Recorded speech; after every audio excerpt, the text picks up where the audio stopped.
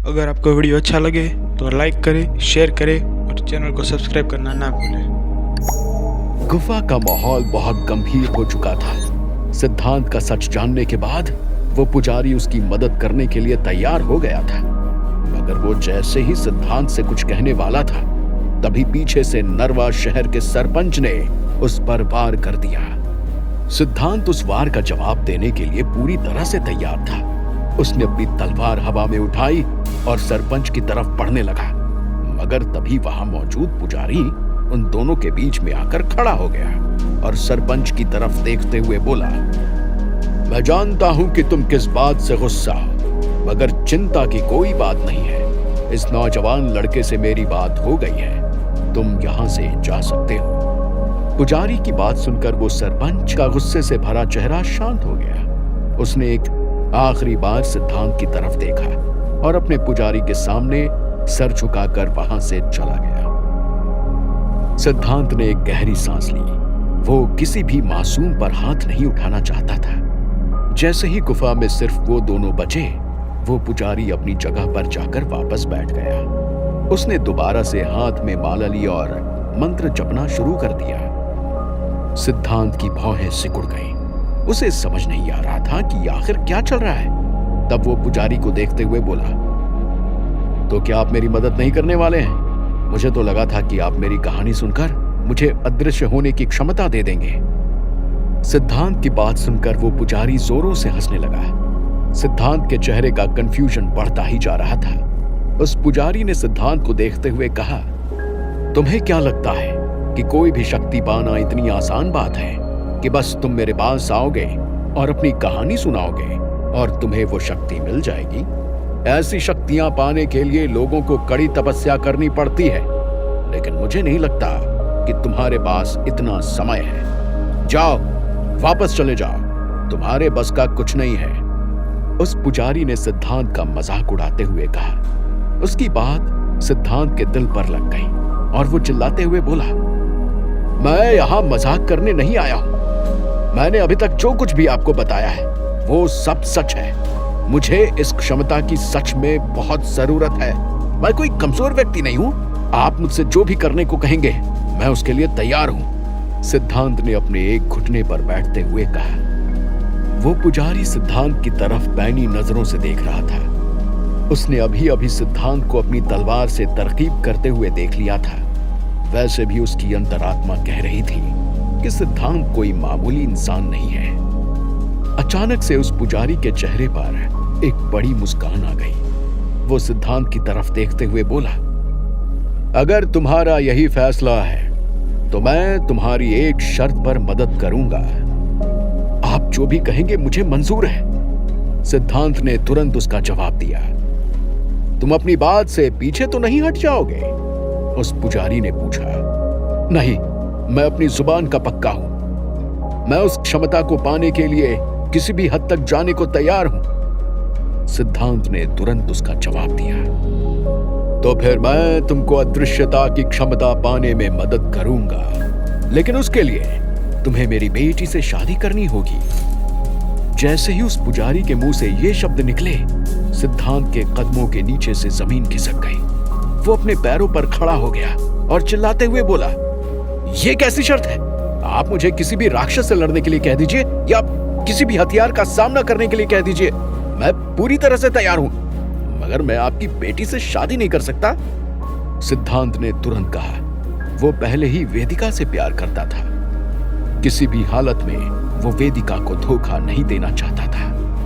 तब वो पुजारी बोला, मेरी शर्त यही है, अगर तुम्हें माननी है तो अच्छा, नहीं माननी तो इसी वक्त यहां से चले जाओ। उसकी आवाज में गुस्सा साफ नजर आ रहा था। दरअसल उस पुजारी की बेटी को एक श्राप मिला था। उसने बचपन की नादानी में एक बहुत ही बड़े ऋषि मुनि को गुस्सा दिला दिया था, जिसके कारण उस ऋषि मुनि ने उनकी बेटी को श्राप दिया था। वो श्राप कोई मामूली श्राप नहीं था। उनकी बेटी जिस भी लड़के से शादी करेगी, उस लड़के के जीवन में मृत्यु हर मोड़ पर खड़ी होगी। एक साल में जितने दिन होते हैं, उतनी ही बार उस लड़के को मौत का सामना करना पड़ेगा। इसी वजह से उनकी बेटी की शादी नहीं हो पा रही थी। दूर दूर तक कोई भी नौजवान उनकी बेटी को अपनी अर्धांगिनी बनाने के लिए तैयार नहीं था। मगर आज जब वो पुजारी सिद्धांत से मिला तो वो उससे बहुत इंप्रेस्ड था। वो जानता था कि सिद्धांत उनकी बेटी को सुरक्षित रखेगा, इसलिए मौका देखते ही उसने ये बात छेड़ दी। सिद्धांत को कुछ समझ नहीं आ रहा था। वो पुजारी दोबारा से अपनी तपस्या में लग गया था। सिद्धांत जानता था कितनी दूर आकर वो खाली हाथ वापस नहीं जा सकता। उसे उस क्षमता की बहुत जरूरत थी। अगले ही पल उसके हाथ गुस्से से मुट्ठी में बंध गए। तभी उसके मन में एक बात आई। भले ही वो समाज के सामने उस पुजारी की बेटी से शादी कर ले, मगर उसका मन और तन वेदिका को समर्पित था। इसलिए ना चाहते हुए भी सिद्धांत ने अपना सर हां में हिलाते हुए कहा, मैं आपकी शर्त मानने के लिए तैयार हूं। अब मुझे बताइए कि मैं वो शक्ति कैसे प्राप्त कर सकता हूं। मगर उस पुजारी के चेहरे पर एक अजीब सी मुस्कान थी। उसने सिद्धांत की तरफ देखते हुए कहा, इतनी जल्दी क्या है? इतनी आसानी से तो रोजगार भी नहीं मिलता है। अभी तुम्हारी एक और परीक्षा बाकी है। ये सुनते ही सिद्धांत के चेहरे का रंग उड़ गया। वहीं दूसरी ओर सिद्धांत के साथी उस तक पहुंचने का रास्ता ढूंढ रहे थे, मगर वो ये नहीं जानते थे कि कितनी बड़ी मुश्किल उनका इंतजार कर रही है। उस घने जंगल से निकलकर वो वापस शहर में क्लू ढूंढने के लिए निकल गए थे। उन तीनों को मालूम था कि अगली पूर्णमासी तक उस गुफा के पास रहना उनके लिए कोई भी फायदेमंद चीज नहीं थी। इसलिए वो दोबारा से शहर में जाकर किताबों या इंटरनेट की मदद से सिद्धांत तक पहुंचने का रास्ता ढूंढ रहे थे। रास्ते में अचानक से विक्रम बोला, अब जब दुष्यंत नहीं रहा तो क्यों ना हम उसके दूसरे अड्डे का पता लगाकर सारे म्यूटेंट्स को मार डालें। हम उनकी ताकत देख चुके हैं। अगर जल्दी ही हमने उन्हें नहीं रोका तो वो पूरे शहर को बर्बाद कर देंगे। तुम बिल्कुल सही कह रहे हो विक्रम। मैं भी अपनी टीम से कहकर दुष्यंत के दूसरे अड्डे का पता लगाता हूँ। तुम चिंता मत करो, मेरी टीम बहुत ही होशियार है। वो बहुत जल्द ही दुष्यंत के दूसरे अड्डे को ढूंढ निकालेगी। तब तक हमें निराशा महसूस नहीं करनी चाहिए, बल्कि हमें सिद्धांत तक पहुंचने का दूसरा रास्ता ढूंढना चाहिए। इंस्पेक्टर रौनक ने कहा। वेदिका बिल्कुल शांत बैठी हुई थी। सिद्धांत से ना मिल पाने के कारण वो बहुत ही दुखी थी। बार बार उसकी आंखों के सामने सिद्धांत का चेहरा आ रहा था। भले ही पिछले जन्म में जो कुछ हुआ था उसके कारण सिद्धांत उससे माफी मांगना चाहता था, लेकिन वेदिका के दिल में सिद्धांत के लिए जो प्यार था वो कम नहीं होने वाला था। अचानक से उसके दिमाग में एक आइडिया आया और वो बोली, मुझे बहुत अच्छे से याद है कि मैं सिद्धांत के पीछे पहली बार इसलिए भागी थी क्योंकि मुझे उसे चोरी हुई मम्मी के बारे में बताना था। वो मम्मी दुष्यंत ने ही चुराई थी। इसका मतलब है कि वो भी उसके दूसरे अड्डे पर छुपी होगी। शायद हमें उससे कोई क्लू मिल जाए। वेदिका की बात सुनते ही विक्रम और रौनक सोच में डूब गए। कुछ देर बाद विक्रम बोला, तुम बिल्कुल सही कह रही हो, हमें ऐसा ही करना चाहिए। मुझे याद है कि सिद्धांत को जादुई अंगूठी भी उसी मम्मी के कॉफिन से मिली थी। उसी से सारी कहानी शुरू हुई थी। शायद हमें इसका अंत भी वही मिले। उन तीनों ने दुष्यंत के अड्डे पर मम्मी के पास जाने का फैसला लिया। दुष्यंत का दूसरा अड्डा बहुत ही अच्छी तरह से छिपा हुआ था। उसे ढूंढना इतना आसान नहीं था। रौनक की टीम को उसे ढूंढने में 4 दिन लग गए थे। इतने समय में वो तीनों के तीनों बहुत ही टेंस्ड महसूस कर रहे थे। वेदिका को तो न जाने कितने दिनों से रात में नींद भी नहीं आई थी। वो चाहकर भी सिद्धांत को भुला नहीं पा रही थी। जैसे ही उन्हें दुष्यंत के अड्डे का पता मिला, उन तीनों ने वहां जाने में बिल्कुल भी समय नहीं गंवाया। मगर वो जानते नहीं थे कि उनका इंतजार कितना बड़ा तूफान कर रहा था। वेदिका, विक्रम और रौनक अपनी कुछ टीम के साथ दुष्यंत के दूसरे अड्डे पर पहुंचे।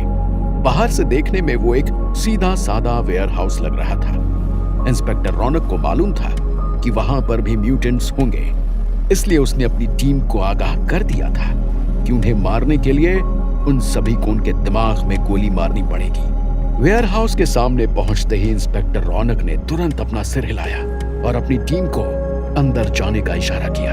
कुछ मिनट हो जाने के बाद उन्हें कोई भी आवाज सुनाई नहीं दी। इंस्पेक्टर रौनक को लगा कि सब कुछ ठीक है, इसलिए उसने वेदिका और विक्रम को इशारा किया और वो भी अगले ही पल उस वेयर हाउस के अंदर चले गए। अंदर जाते ही वहां का माहौल बहुत अजीब नजर आ रहा था। उस वेयर हाउस में एक अजीब सा सन्नाटा छाया हुआ था। इंस्पेक्टर रौनक ने तुरंत उन दोनों की तरफ देखते हुए अपने होंठ पर उंगली रखी और उन्हें शांत रहने का इशारा किया। अंदर गए उसके 4 टीम मेंबर्स का कोई भी अता पता नहीं था। ऊपर सीलिंग की लाइट बार बार जल बुझ रही थी। वेदिका के दिल में एक अजीब सी फीलिंग आ रही थी, जैसे कि कुछ बुरा होने वाला है। दूर कहीं नल से पानी टपक रहा था। अचानक से उन्हें एक दर्द भरी आवाज सुनाई दी। इंस्पेक्टर रौनक तुरंत भागते हुए अंदर कमरे में पहुंचा। उनके हाथ में गन रेडी थी, मगर अंदर पहुंचते ही उसकी आंखें फटी की फटी रह गईं, क्योंकि उसके सामने 2 नहीं, 4 नहीं, बल्कि 100 की संख्याओं में म्यूटेंट्स खड़े हुए थे। उसने इस भीड़ में अपने साथियों को ढूंढने की कोशिश की, मगर वो उन्हें कहीं भी नहीं देख पा रहा था। वो पीछे मुड़कर वेदिका और विक्रम को आगाह करने ही वाला था, लेकिन तभी वो दोनों भी उस कमरे में आ गए। इतने सारे म्यूटेंट्स को देखकर वेदिका की चीख बाहर निकल आई। उसे अपनी आंखों पर विश्वास नहीं हो रहा था। उसकी नजर कुछ दूर रखी टेबल पर पड़ी। टेबल पर एक सिरिंज रखी हुई थी, मगर वेदिका की आंखें तब अचंभे में फट गई जब उसने देखा कि उस सिरिंज के बाजू में एक बोतल रखी हुई है। उस बोतल में लाल रंग का लिक्विड है। वेदिका ने अपना हाथ आगे करके देखा। उसके हाथ पर अभी भी नीडल के निशान थे। वहां मौजूद सभी म्यूटेंट्स पागलों की तरह चिल्ला रहे थे। दुष्यंत के वहां ना होने के कारण उनको संभालने वाला कोई नहीं था। जैसे ही उन्होंने वेदिका की चीख सुनी, उन सभी की नजर गेट के पास खड़े सिद्धांत के तीनों साथियों पर पड़ी। अगले ही पल वो उनकी तरफ बढ़ने लगे। उस भीड़ में अचानक से इंस्पेक्टर रौनक की नजर अपने साथियों पर पड़ी, जो कि नीचे जमीन पर बेहोश पड़े थे। वो उन्हें बचाना चाहता था, लेकिन उसके पास समय नहीं था। इसलिए उसने वेदिका को भागने को कहा और वो भी वहां से बाहर भागने लगा। विक्रम भी उनके पीछे ही था। वेदिका जानती थी कि ये सब इसलिए हो रहा है क्योंकि डॉक्टर वीरेंद्र ने उसका खून जमा करके रख लिया था। इसलिए दुष्यंत के यहां ना होते हुए भी वो उसके मकसद में मदद कर रहा था। अचानक से वो सारे के सारे म्यूटेंट्स उनके पीछे भागने लगे। वहीं दूसरी तरफ सिद्धांत खुद एक इतनी बड़ी मुश्किल में फंस गया था, जहां से निकलना उसके लिए बहुत कठिन साबित हो रहा था। क्या होगा आगे? क्या सिद्धांत अदृश्यता की शक्ति को पा लेगा? क्या सिद्धांत के साथ ही उन म्यूटेंट्स को रोक पाएंगे? क्या होने वाला था सिद्धांत के साथ? कौन सी नई परीक्षा उसका इंतजार कर रही थी? क्या वो सच में उस पुजारी की बेटी से शादी कर लेगा? जानने के लिए सुनते रहिए। अगर आपको वीडियो अच्छा लगे तो लाइक करें, शेयर करें और चैनल को सब्सक्राइब करना ना भूलें।